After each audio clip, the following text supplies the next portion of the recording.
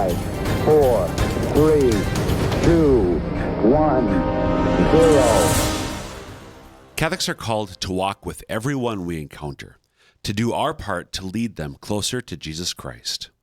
But what if they're walking away from him? What if they're living or believing in ways that are deeply at odds with Jesus and his teachings? What are we to do in those circumstances? How can we walk with those people? That's what we're going to be talking about today on Ignition. Welcome to the show. I'm your host, Dr. Chris Bergwald, and we want to set your faith ablaze so that you might live the adventure that comes from a relationship with Jesus Christ. Before we get into our topic, we want you to know that we love listener feedback. So if you've got questions about today's episode, or if you have ideas for future episodes, please contact us. And the easiest way to do so is by email, and the address is ignition at sfcatholic.org. I had to think there for a minute. Wait, is this the right address? Yes. Ignition at sfcatholic.org. I'm joined in my studio by apparently my quasi-permanent co-host, Renae Apparently Kranz. when I'm getting calls from fans now. That's right. You are getting requests. I send them to my people, and apparently I'm your people. Okay. Renae, in case people haven't listened to Ignition before, we should probably both just briefly say something about ourselves. Yes, And did I you think notice so. what I said there? Both of us. Both of us. Yes, I think so. So I'll go first Okay. because I've been making you go first for months. So Yes. for some reason, I presume that people know who I am, but Might not be a you. first time hearing it. They could be. Again, Chris Bergwald. I'm the director of missionary I'm the director of discipleship formation with the Diocese of Sioux. Been in that role for almost 20 years. 20 years here in just a couple weeks.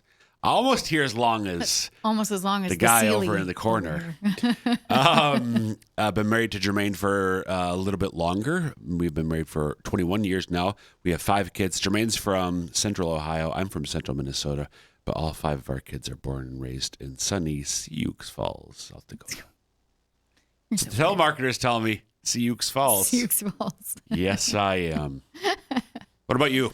Renae Kranz. I am the editor of the Bishop's Bulletin for the Diocese and the communications director. Married to Ryan for 19 years. Lived in Sioux Falls for about 16 years now. Yeah. No kids. We have a cat. I don't say that very often. A cat. Because no one cares. It's the best I can do. Why would I care? Yep. She's cute. What's your cat's name? Allie. Allie? Because she was a stray, I hope so that's we not were a like security- Allie cat. Oh my See. gosh. I hope that's not a security question. Okay. Nope. No. All right. I'm sorry. So last week and this week, actually, both of these recent topics are, speaking of, what email address people should use. These are from listeners who have emailed in with different questions. So I do want to invite folks who are listening, if there's a topic that you've wondered about, maybe it's something we've covered, but you want us to go deeper, feel free to email us. Again, the address is ignition at SF Catholic. You're my people, remember? So, No, I'm not your people. ignition at sfcatholic.org. So the title I gave, so sort of teased the topic at the beginning. How do we're supposed to walk with everybody we encounter. We can talk about that. How do we do that when they're living in certain ways or believing certain things that at least seem or maybe objectively are very contrary to what Jesus has taught us? What are we supposed to do? So the title that I gave the episode is "Walking with Others When It's Difficult." So especially when they're walking away. So I want to start at the beginning though, with that premise that we're supposed to walk with everybody who we encounter. What does that mean when I say that to you? Do you have any questions about that, Renae, on behalf of yourself or the listeners? Or listeners, yeah. That's a good question because I think walking with others, I'm not sure we really know what that means. I'm not even sure I could define that. Oh, so what? Do you have a guess what I mean by it? No, that's really. I'm glad I raised it as a presumption. I'm glad I asked you what I mean. Oh, I hate when you make me try to take a stab at something like this. I suppose being empathetic to what they're doing, but also trying to invite them into a different way of living, perhaps. But loving them no matter what they're doing. That's a lot of stuff that makes no sense. I'm sorry, listeners. That was not helpful. No. So no, I want to But know what this you is how thought. the rest of us feel when people say that. Sometimes we're like, I don't know if I could explain that myself. Right. So walking with people, we're called. All Catholics are called to make disciples of other quote unquote nations, of other peoples. Here in the Diocese of Sioux Falls, that has a particular formula, if you will, particular formulation to it, with the diocesan vision, which Renae Kranz is. Lifelong Catholic missionary discipleship through God's love. So missionary discipleship. To be a missionary disciple means that I am doing my part to lead other people closer to Jesus.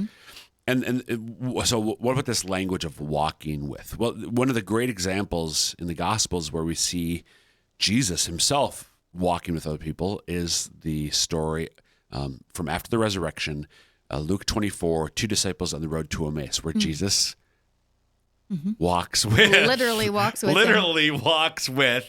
He comes alongside and walks with these 2 disciples. And we've, I should have looked up the number, but on previous episodes of Ignition, we've talked about accompaniment. That's kind of a multi-syllabic word, synonym for walking with people. So we're supposed to accompany other people closer to Jesus. The reason that I really like the image, and Pope Francis certainly did not invent the idea of accompaniment. Jesus did, and even before him, but Jesus popularized it. Pope Francis today has really been using that word a lot to describe how we can be a missionary disciple, how we evangelize others. And then the reason I like it is because, so to walk with somebody, when you look at it, as opposed to what? Well, at the beginning of the story of the road to Emmaus, it says that Jesus comes alongside these 2 disciples, but they didn't recognize him.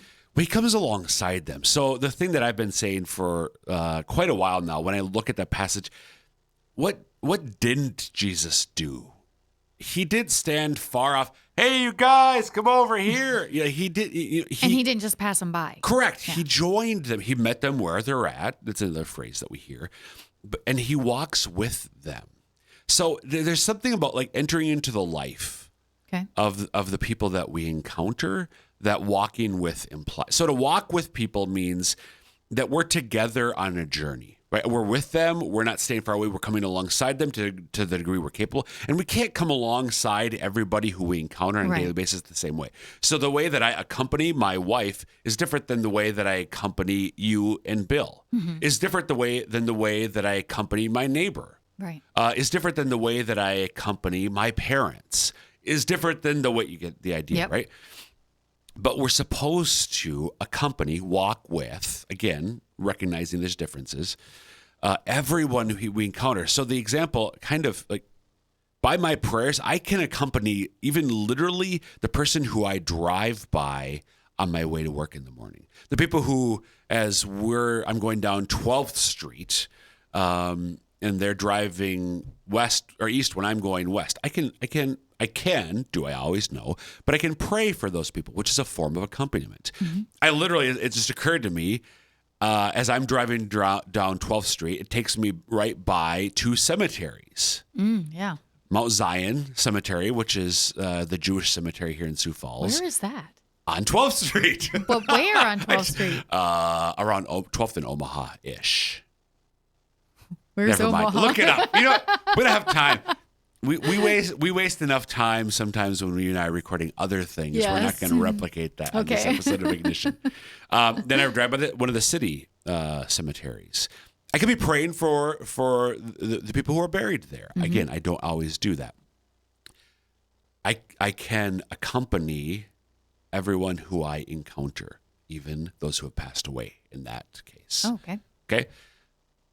That's what accompaniment, walking with people means. So I'm coming alongside them to the degree I'm able, and so it's different with family or friends than it is with neighbors and colleagues.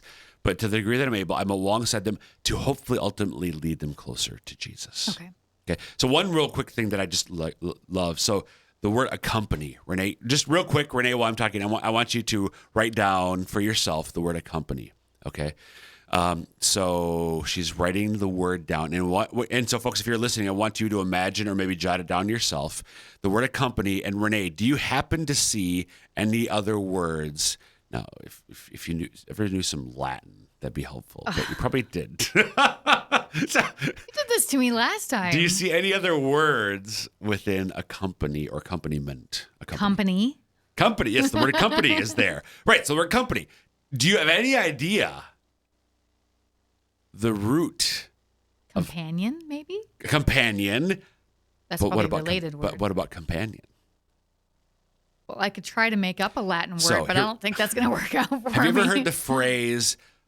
It's from a well known in some circles hymn, Panis Angelicus. So Panis Angelicus is Latin for bread of angels, which is from Scripture. Oh, sure. So bread of angels in Latin is Panis Angelicus. So Panis Angelicus. What do you think Panis means? Bread. Right. Look at a company. Accompaniment, companion. You're right. To accompany In case you haven't guessed this yet, I'm not getting what he's trying to get at. within accompaniment is PAN.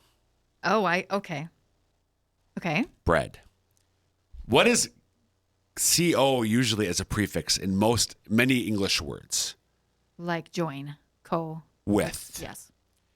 To accompany somebody means to eat bread with. Oh. Break bread with. Okay.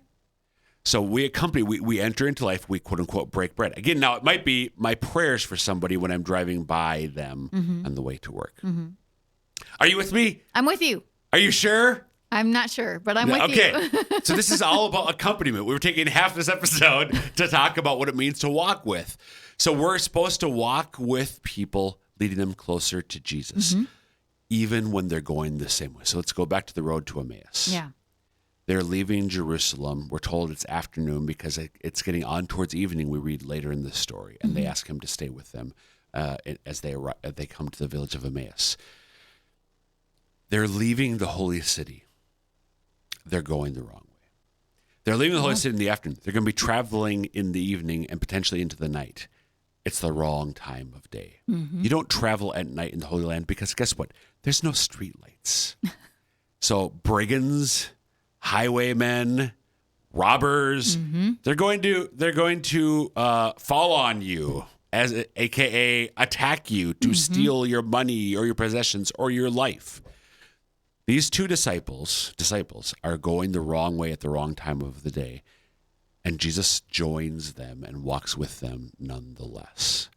So Jesus walks with people even when they're going the wrong way. The woman at the well comes to mind. Woman at the well, too. absolutely. That's another good example. That's another good. John chapter 4. Yeah. You and I are called to walk with, to the degree we're able, enter into the life of everyone we encounter, even if they're going the wrong way. Okay. That can be really difficult, can't it? So that's what I want to focus on, the difficult cases. But first, just real quick, if you're just tuning in, bread, walking, what's going on? You're listening to Ignition. I'm your host, Dr. Chris Bergwald, talking with Renae Kranz about how you can walk with other people closer to the truth when they're going away from the truth, is basically. How do you help people draw closer to Jesus when they're believing certain things or living in certain ways that are contrary? That's what we're talking about. But I wanted to start with, and I wanted to spend the first chunk of the episode talking about how we have to accompany everyone who we encounter. So you and I should be at a minimum praying for everyone we encounter on a daily basis. Okay. We could pray for the world, right? But at least for the people we encounter. And then, of course, we're gonna be more specific with those who we're close with. So I know because you've told me before how much you pray for Bill, because he needs lots of. Well, he prayers needs as it well. because he has to deal with me all day. Okay, that's why. So we're supposed to accompany, at least by our prayers, but by the way we live. But sometimes, and this gets more to what we're talking about today, by the words we speak. Okay. We're supposed to accompany everybody who we encounter. So what do you do when there's somebody in your life? So this is where you're going to have a conversation, who's believing things that are somewhat or diametrically opposed to Jesus's teachings. So the way they believe it or they're living it. Now, with the living it, we're all sinners, right? So Right. there are times, unfortunately, where I do things that are against what Jesus said, but I know that they're Right. against. We're talking here about people who are willingly choosing to do certain things, knowing that it's against Jesus and what he teaches, Right. or willingly believing in certain things if they're against Jesus and his teachings. How do we accompany people who are doing that? Mm-hmm. So I'm interested to hear this because I have a few people in my life who that could apply to. great. So first, I want to know. I think we all do. So I've been talking for a long time. You have here. been. So I think like it it's time for me to ask questions. Oh, darn. Renae. How do we do that? How do we walk with people who are going the wrong way? I think the first thing we have to do is be good people as much as we can ourselves. Okay. So set some sort of decent example Yep. as best we can. Yep. I say that because we're all sinners and it's are not all always so sinners. easy. Right. When it's appropriate or when you are able to actually talk about something and not, it's so hard because it's really scary. So let's go back to And Emmaus. sometimes you feel very ill-equipped to do so. What does Jesus do, Renae? He teaches them. Before that, Before that, he asks them what happened or Right. why they're going that way. yep. Before that, Oh, so you before that? uh-huh. I don't know. I can't remember. So again, first of all, he joins them.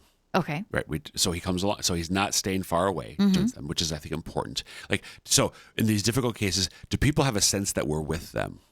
Okay. Or are we way over there just, I don't know them or their maybe I know who they are. So like if this were poor Bill, say Bill's going the wrong way. Mm-hmm.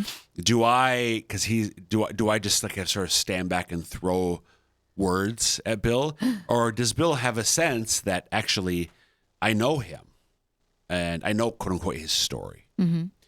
So do I know him? Jesus comes alongside them and then he listens. to them.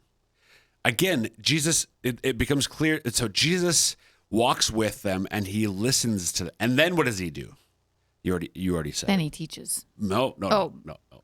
Before that. He asks some questions. He asks questions. So before Jesus makes any assertions, he was walking with, he's listening, and he asks questions. What are you talking about on the way? Mm-hmm. That's a model for us. Like, again, difficult cases where we, so obviously if they're believing things that are contrary to Jesus, if they're living ways contrary, we know that. We know them well enough to know that about them. So, but have we really entered into their life? Have we heard them? Have we asked questions? Mm-hmm. I think it's really, looking at Jesus as not just what he did, but how he did it. I think that's really important. Now, I have a sense of doom coming right now. Between asking questions and teaching, Jesus does something else. He challenges them. Okay. Frankly, he says, "You fools." Oh, that's right. He does. Now, we're not always called. Probably that might be a little harsh. we have to. This is where we have to be our own docility to the Spirit. It'd be good for us to be just as good at all of these different forms of accompaniment as Jesus is. Oh, right? sure. So Okay. we want to have a. He's a carpenter, right? So we want to stock, not stock. We want to fill our toolbox. There you go. Stock, STOCK, not STALK. We want to stock our toolbox with the same tools that Jesus did, or all the ones that he has that we can get, and be good at them. But which one we use, we have to really be docile to the Spirit. Okay, is this a time to listen, or is this time to teach? Is this time to ask a question, or is this time to challenge? Recognizing that, I think, is important. Yeah. But sometimes we would be called to do any or all of those Right. things. And to me, being docile to the Spirit means maybe take a breath before you do something or say something. Oh, absolutely. And don't just jump right in, because that's usually not the Spirit Right. when you just jump right in. Absolutely. Yeah. So this is going, and we have to be regularly praying ourselves. We talked about prayer and being real in prayer quite a while ago. I owe you a text, by the way. Along Yeah, those probably. lines. But sometimes the Spirit might prompt us to challenge. Jesus challenged them. Then he opens the scriptures to them. Then he reveals himself to them in the breaking of the bread. He prompts their conversion, and then they run back to Jerusalem. They go back to the apostles, to the apostolic church. We can accompany, and again, they were going the wrong way. So when maybe there's somebody maybe who I know somewhat enough where we have a relationship, and I know they're living the wrong way or they're believing the wrong things. What's my responsibility? Well, to be honest, that's that question that the Lord has to answer, and I have to ask him that. Is my job with this person? So say it's metaphorically Bill, not literally Bill Seeley, but this other. He seems to be okay. Right. So maybe my job with Bill, my role in with regard to leading Bill closer to Jesus is simply to walk with him as part of his life. Maybe it's somebody else's job to ask questions. Maybe it's your job to ask questions. Gotcha. Maybe it's Brianna's job to challenge it. Maybe Brianna gets to call him the fool, right? So yes. But his lovely wife Susan needs to get in here somewhere. Right. So she would do something. So we're not Bill's aren't becoming our project. We're not necessarily called to use all those different tools ourselves with a particular person. Okay. Our job that makes me feel better already. Right. But here's the thing though, we can't let ourselves off the hook. Maybe my job with Bill is to challenge him. Right. Maybe it is your job with Bill to teach him. Right. So we have to be open, again, docile to the Holy Spirit. What is my job? So from there, I hope, going back to this idea, how do we walk with people when it's difficult? First, we have to recognize maybe it's not my job to speak the hard truths to them. Maybe it's especially not. If they're very close to you, if they're a sibling or a parent, sometimes that doesn't get received well. Exactly. So here's the thing. Sometimes we want to speak. We're like, no, I don't want. No, but there are people in our lives, trust me, at times they're being like, no, I'm going to lay down the law. Is that really what the Holy Spirit is asking of me with this person right now? Right. Maybe it is what I'm supposed to do, but not right now. Maybe right now I'm supposed to do something else. So to be docile to the Spirit. But I do want to address, because we have about 5 minutes left. Okay. So what do I do when, all right, granted everything you guys have said, what if it becomes clear to me that I am the one who's supposed to say something to them? How do I do that when they're believing something or living in a way that's contrary to the truth? So I think it's really important that we, hate, this is the thing, hate the sin, but love the sinner. Whether it's a sin of belief or a sin of action. Right. In other words, whether my quote unquote sin, whether their sin is something they're believing, or whether their sin is something that they're doing. I'm not interested in getting close to error. I'm not interested in getting close to sinful ways of life, but I am interested in getting close to people. Right. So you hate the error or you hate the sinful action, but you still love the person. And this is a distinction that's made all the time. And a lot of people really can struggle with that, but it's a real distinction. Yes. Like I hope literally to God that there's a difference between me and the wrong ideas that I've had in my life. Right. Between me and the wrong things that I've done or continue to do in my life. And I hope that the people around me, so my wife Jermaine, my friend Renae, and Bill, I would hope that you would recognize, I can maybe help Chris recognize that what he's believing or doing is not good for him. It's wrong. It's sinful to use those words. Maybe you wouldn't use those words when you're talking with me, but that's different than me. In fact, it's because you love me. It's because I love you that I want you to do. I want you to turn around. I want you to stop going the wrong way. I want you to go back. Now, maybe my job is to walk with you for this stretch, but no, maybe my job is, Renae, we got to stop. We switched from Bill now. Did you realize? I just realized. I know. Renae, you're going the wrong way. Right. You can do the Father Scott thing. How's that working for you? How's that working out for you? That's the Tyler Durden thing. Let's be honest. Okay, but he likes to use it a lot too. I know. So that and I think language is really important to recognize if you're called, if you're being prompted by the Spirit, you have to do everything you can to make sure that you are speaking with love, tenderness, and mercy. Because Renae, too many times I've not done that. Right. I've Me spoken too. with the truth. Right. And you may even start out with love, but you're that human Right. need to be right, to control, to whatever it is. And I start Can basically take over. finger Yes. wagging. Yes, to be better than them. Yes, judging Yes. in the negatives, the worst sense. So can I say this truth with love, tenderness, but with boldness, with courage, and with truth? And it's all in love. So this goes back to our diocesan vision through God's love, as Bishop and Father Scott and I and Eric Gallagher and many others have said. What's my motivating factor in being a missionary disciple? To prove to other people that they're wrong, to show that I'm right? Those are the wrong motivations. Right. It's because I love other people and I want them to deepen or to start a relationship with the one who will fulfill their happiness. Their happiness, Jesus Christ. That's why I'm speaking these hard truths to them. Again, I think you have to be docile. Like, am I prompted to do, or am I saying this now because I'm impulsive and I'm frustrated? I really want to be right. Or do I love them? Right. But I think so you have to educate yourself to understand them, to understand the truth. And this is, we're running out of time. You have to understand what the church teaches and why she teaches it. So form yourself by listening to Ignition, by reading the Catechism, by reading the Bible. I'm going up in importance. Right, obviously. Know the truth, because the truth will set them free. Know the truth. Know them and their heart to understand, why are they believing this? Why are they doing this? And then if you're really convicted, look for an opening, pray. And I think go back to asking questions, to be honest, Jesus' approach. But look for an opening and beg if you're supposed to speak, and this is the final thing, trust in God, trust in the Lord, trust that the Father is going to give you the Holy Spirit.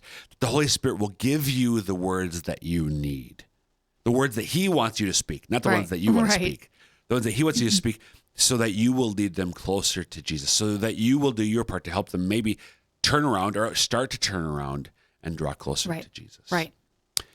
Thoughts in 15 seconds, Renae? Great stuff. I'm going to remember the Road to Emmaus model. Yes. Now, whenever. The Road to Emmaus model. Luke chapter 24, look it up. It is a great model on how to walk with people closer to Jesus, even when it's hard. Thanks, Renae. You bet. And that wraps up this episode of Ignition. Again, you can email us, ignition@sfcatholic.org, with any questions that you do have yourself. And until next time, may God bless you.